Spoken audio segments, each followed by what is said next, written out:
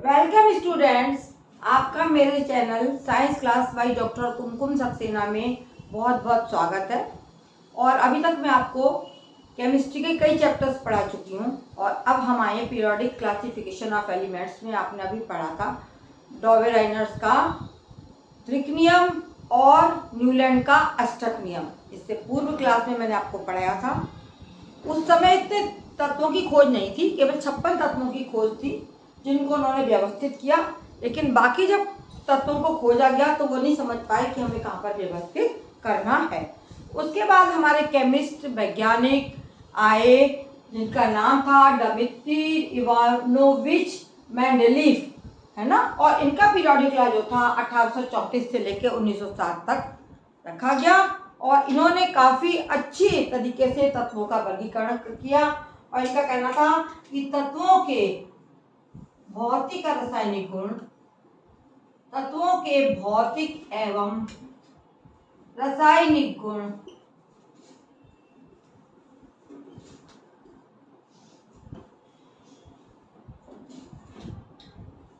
तत्वों के भौतिक एवं रासायनिक गुण उनके परमाणु भार के आवर्ती फलन कहलाते हैं। आप देखिए ये मैंने लिखी आवर्त सारणी बनी हुई। तत्वों के भौतिक एवं रासायनिक गुण उनके परमाणु भारों के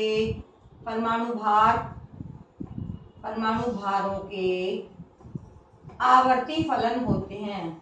भारों के आवर्ती फलन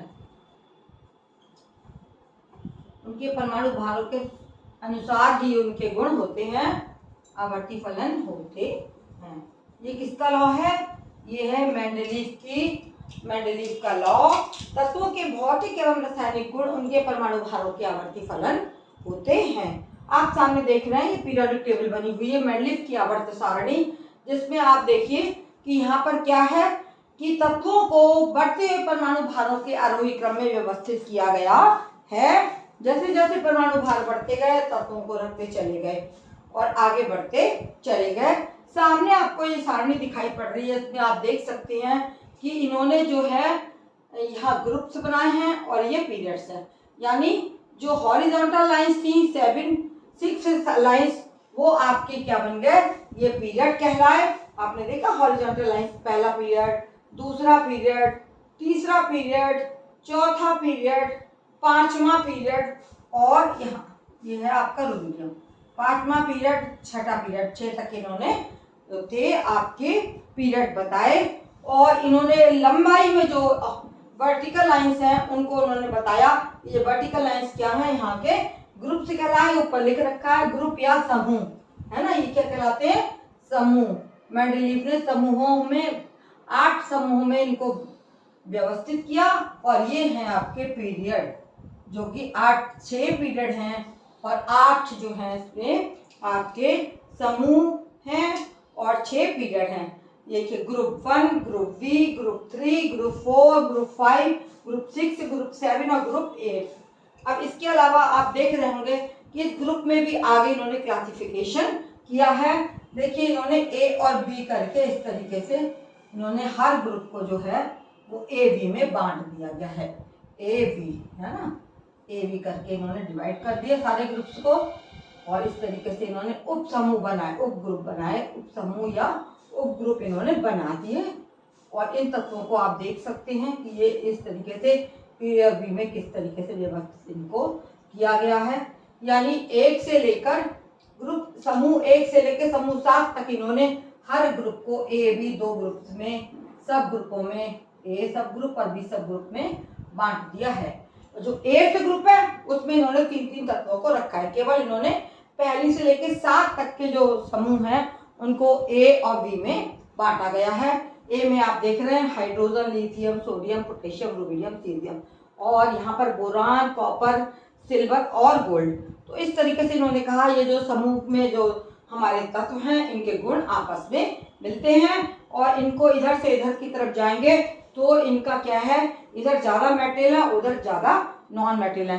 तो मेटल से नॉन मेटालिक कैरेक्टर हमारा बाएं से दाएं जाने पर समूह में जो है वो बढ़ता चला जाता है और यहाँ इधर वाले एलिमेंट्स और उधर वाले नॉन मेटल्स हैं, है ना। इस तरीके से इन्होंने बताया कि ग्रुप में ग्रुपिंग करने के बाद में ये तत्वों को रख पाए।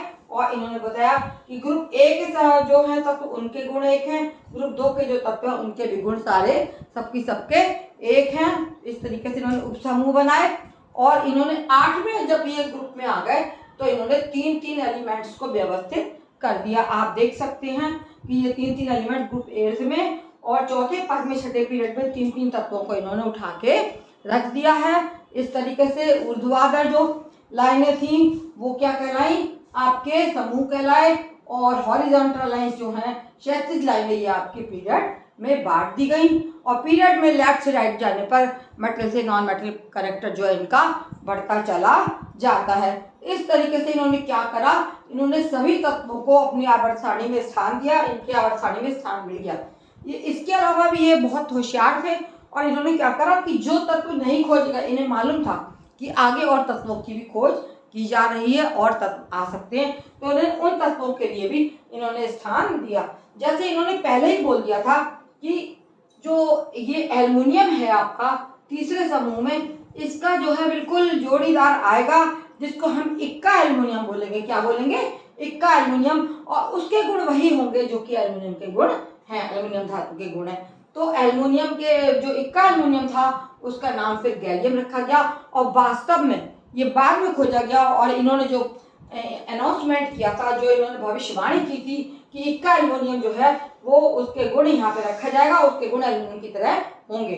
तो वास्तव में जो गैलियम था उसके गुण जो थे वो एल्युमिनियम की तरह ही पाए गए। इसी प्रकार जो ग्रुप 4 है उसमें इन्होंने देखा कि इन्होंने बोला कि सिलिकॉन के साथ भी इक्का सिलिकॉन एक और तत्व आ जाएगा जिसके गुण की सिलिकॉन की तरह ही होंगे। और सिलिकॉन से मिलते जुलते गुणों की भविष्यवाणी इन्होंने पहले ही कर दी थी। और इक्का सिलिकॉन जो था वो जर्मेनियम हुआ। वास्तव में सिलिकॉन के जर्मेनियम के गुण जो हैं वो सारे एक से पाए गए। इस तरीके से इन्होंने जो है इनका अनाउंसमेंट जो था, इनकी जो भविष्यवाणी थी वो सही पाई गई। तो आपने देखा कि इन्होंने सारे तत्वों को उनके बढ़ते हुए परमाणु भारों के क्रम में जब व्यवस्थित किया तो इन्हें काफी तत्वों को रखने की जगह मिल गई और जो व्यवस्थित नहीं थे उनको भी इन्होंने व्यवस्थित कर दिया और उनकी खोज की और ये भविष्यवाणी की कि अब भविष्य में अगर ये तत्व पाए जाते हैं, आ गए, तो एल्युमिनियम का एक इक्का एल्युमिनियम आएगा और सिलिकॉन का इक्का सिलिकॉन आएगा। तो इक्का सिलिकॉन का नाम जर्मेनियम रखा गया, इक्का एल्युमिनियम का नाम गैलियम रखा गया। तो इस प्रकार से इनका जो प्रयोग था कि तत्वों के भौतिक और रासायनिक गुण उनके परमाणु भारों के आवर्ती फलन पाए जाते हैं। तो हमने देखा कि आरोही क्रम में व्यवस्थित करने के बाद में समान गुण धर्म वाले जो तत्व थे वो एक निश्चित अंतराल के बाद आते गए। समान गुण धर्म जिनके थे वो निश्चित अंतराल के बाद आते गए। इस प्रकार से ये इनका जो नाम था वो सही नाम दिया गया इस टेबल को, मेंडलीव की आवर्त सारणी, और काफी तत्वों को उसमें जगह मिली। लेकिन हर इंसान के गुणों के साथ साथ अवगुण अवश्य होते हैं। इनके भी, मेंडलीव के भी बहुत सारे अवगुण बाद में आवर्त सारणी के खोजे गए जो कि अधूरी कमी रह गई थी, उसको कहा गया डिमेरिट्स ऑफ मेंडलीव। और डिमेरिट्स भी हम पढ़ेंगे, डिमेरिट्स के बाद मैं बताती जाऊंगी आपको। डिमेरिट्स जो थे इनके वो भी काफी थे। तो बाद में फिर आधुनिक आवर्त सारणी बनाई गई है। सबसे पहला डिमेरिट इनका ये था कि ये जो कॉपर सिल्वर गोल्ड इन्होंने रखा यहाँ पर, और जिंक कैडमियम और इन्होंने मरकरी रखा, जिनके गुण जो है वो एक से नहीं थे। कॉपर सिल्वर गोल्ड मतलब विभिन्न गुणों वाले तत्वों को इन्होंने एक ही समूह में व्यवस्थित कर दिया। सेकंड ग्रुप में इन्होंने डाला है जिंक कैडमियम और मरकरी, जिनके गुण आपस में नहीं मिलते हैं। तो ये इनकी जो है मतलब सिमिलर तत्व नहीं थे, लेकिन उनको भी इन्होंने एक जगह समूह में व्यवस्थित किया। ये इनकी बहुत बड़ी कमी पाई गई। और गोल्ड Au और प्लैटिनम के जो गुण थे वो काफी मिलते जुलते हैं। गोल्ड और प्लैटिनम के गुण काफी मिलते जुलते हैं। तो आप देख रहे हैं प्लैटिनम कितना दूर है और दूसरे उसमें है, और आपका गोल्ड जो है वो काफी दूर है, पहले समूह में है, और प्लैटिनम जो है वो आपके 8th समूह में रखा गया है। तो इस प्रकार से ये कमियां इनकी पाई गई कि जो सेम तत्व थे उनको दूर दूर कर दिया गया है। और जो ग्रुपिंग की गई है ग्रुप 1 में आपके कॉपर सिल्वर गोल्ड, इनके गुण नहीं मिल रहे थे। इसी प्रकार समूह 2 में जिंक कैडमियम और मरकरी के भी गुण जो थे वो अलग अलग पाए गए, जो इनकी ये बहुत बड़ी कमी है जिसको कि हम नेग्लेक्ट नहीं कर सकते हैं। और आगे इन्होंने देखा कि हाइड्रोजन जो है एक तत्व है, हाइड्रोजन आपने देखा हाइड्रोजन कहाँ पर है, ग्रुप 1 में रखा गया है, ग्रुप सब समूह हाइड्रोजन। हाइड्रोजन यहाँ पे लिख देती हूँ मैं, हाइड्रोजन, और इसका H है सिंबल H, और ये देख रहे हैं आप कहाँ रखा गया है, इसको ग्रुप 1 में रखा गया है, इसके नीचे जबकि हाइड्रोजन जो है वो नॉन मेटल है और इस ग्रुप में सारे ही मेटल्स हैं, lithium, sodium, potassium, rubidium, caesium, सारे मेटल हैं, उनके साथ इन्होंने हाइड्रोजन को रख दिया गया। और हाइड्रोजन के बाद में जो दूसरे अन्य वो थे H1, H2 और H3, है ना। तो हाइड्रोजन का एक भी परमाणु भार 2 और 3, हाइड्रोजन, ड्यूटेरियम और ट्राइटियम, ये इसके 3 जो थे आइसोटोप्स की जो खोज हुई उसके बारे में ये नहीं बता पाए कि आइसोटोप्स होंगे, कैसे होंगे, कहाँ पर उनका स्थान होगा। तो हाइड्रोजन के 3 आइसोटोप्स हैं, H1, H2, H3, hydrogen, deuterium और ट्राइटियम। इन तीनों के लिए कोई प्लेस यहाँ पर इन्होंने नहीं दिया, जो इनका बहुत ही बड़ा अवगुण था। इसी प्रकार से ऑक्सीजन का भी O16 और O18 2 आइसोटोप्स जो थे देखे गए और दोनों आइसोटोप्स को ये जगह नहीं दे पाए। O18 ऑक्सीजन का 18 और ऑक्सीजन का 16, इन दोनों को ये कोई भी जगह स्थान नहीं दे पाए। ये ऑक्सीजन के आइसोटोप्स थे और ये तीनों जो हैं ये हाइड्रोजन के आइसोटोप्स हैं, जिनको ये कोई भी व्यवस्थित नहीं कर पाए, कोई भी जगह इनको ये नहीं दे पाए। ये इनका बहुत बड़ा अवगुण है आवर्त सारणी का मेंडलीफ की, जिसको कि ये बाद में दूर किया गया है। इसके अलावा एनोमेलस पेयर जो हैं वो iron, cobalt, nickel, iron, cobalt, nickel में आप देख रहे हैं कि 3 तत्व रखे गए हैं, लेकिन कोबाल्ट का जो परमाणु भार है वो निकेल से अधिक है। कोबाल्ट का परमाणु भार जब देखा गया इसका परमाणु भार ज्यादा है और निकेल का कम है, लेकिन इन्होंने निकेल से पहले इस कोबाल्ट को यहाँ पर व्यवस्थित कर दिया है, रख दिया है, जिसको ये नहीं देख पाए। और इस प्रकार से मेंडलीफ की आवर्त सारणी की ये बुराइयां हैं कि इन्होंने एक से तत्वों को जो गुणों में डिफर करते थे एक साथ रख दिया और जो सेम थे तत्व Au और प्लैटिनम, इनको इन्होंने दूर दूर कर दिया। इन्होंने आइसोटोप्स के लिए कोई भी जगह नहीं छोड़ी। हाइड्रोजन के 3 आइसोटोप्स होते हैं, H1, H2, H3, कोई स्थान नहीं दिया। इसी प्रकार से ऑक्सीजन के 2 आइसोटोप्स हैं, O16 और O18, इसके लिए भी इन्होंने कोई स्थान नहीं दिया। तो और एनोमेलस पेयर इन्होंने रखे आयरन, कोबाल्ट, निकेल। कोबाल्ट जो है उसका CO कोबाल्ट जो है इसका निकेल से अधिक क्या है, परमाणु भार है, लेकिन इन्होंने निकेल से पहले उसको रख दिया।